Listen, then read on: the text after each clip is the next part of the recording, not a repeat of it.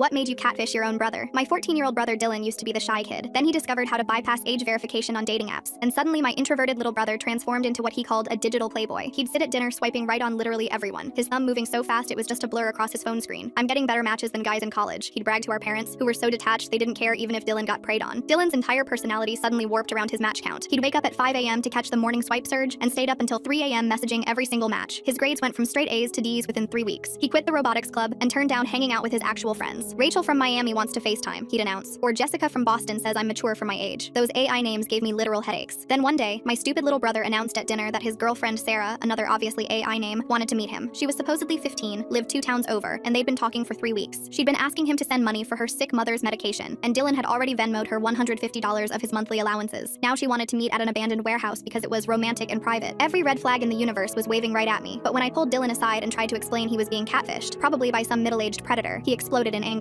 You're just jealous because I get more matches than you ever did. Sarah loves me. She even sends me poems. Our bond is special. Like, dude, you're being catfished by a textbook predator. But sure, go ahead and yell at me. Your only hope of survival. When I tried to insist on coming with him for safety, he said if I showed up, he'd never speak to me again. That's when I realized I had to save him from himself. I couldn't let my little brother walk into what was obviously a dangerous trap, but I also couldn't stop him directly since my parents wouldn't take away his phone. So I came up with a plan that would make him see the danger without knowing I was involved. I went to a costume shop and bought a cheap horror movie mask, one of those generic creepy ones that covers your whole face, like the one from Scream. I even found dark clothes from Goodwill that looked nothing like anything I owned. If Dylan thought he was meeting a cute teenage girl but encountered something that triggered his survival instincts instead, maybe he'd finally understand how vulnerable he'd made himself. On the fateful day, I watched Dylan leave the house wearing his best cologne and the expensive jacket he'd bought specifically for this date. I left 10 minutes after him, taking a different route with my car to arrive first. I positioned myself in the shadows between the buildings, my heart pounding as I heard his footsteps approaching. He was actually texting Sarah, saying he was almost there, giving literal clues to someone who was about to eat him. When he got within 10 feet of me, I suddenly burst out from the shadows, rushing toward him. I saw how his expression changed from joyful to terrified at a moment's notice. Then right at the last second, just as I was about to grab his arm, I pretended to trip and fall hard onto the concrete, letting out a guttural yell. I scrambled to my feet, the mask making my breathing sound ragged and terrifying, and growled in a disguised voice, "Come here, kid. She's waiting for you inside." Dylan's face went pale, his legs collapsed under him, and he slowly backed away, looking at me in horror. Who are you? Where's Sarah? Did you do something to her? Oh my god, this kid was even more stupid than I thought. I had to up my act. Oh, don't worry. Sarah is inside my van. Let's go and meet her together, shall we? I could see the gears turning in his head, finally understanding the type of situation he'd walked right into. He violently took off his jacket, threw it at me to block my vision, and then full sprinted towards home at a speed I'd never seen before. I quickly ditched the mask in a dumpster and took a different route home, arriving 30 minutes after him. I found him in his room, deleting every dating app from his phone with shaking hands. "Hey, you're back early. How was the date?" I asked, playing innocent. He looked up at me and I could see sweat dripping down his cheeks. "You were right. It was a setup. There was this guy in a mask and he said she was waiting inside." Oh god, what if I had actually gone in there? He showed me his phone. He was blocking Sarah and reporting the profile. His hands were still shaking. Clearly he was a little traumatized by the event. I've been so stupid. She wasn't even real, was she? I actually sent money to some creep. I could have been kidnapped or worse. I nodded. Yeah, probably worse. Anyway, at least you're safe now.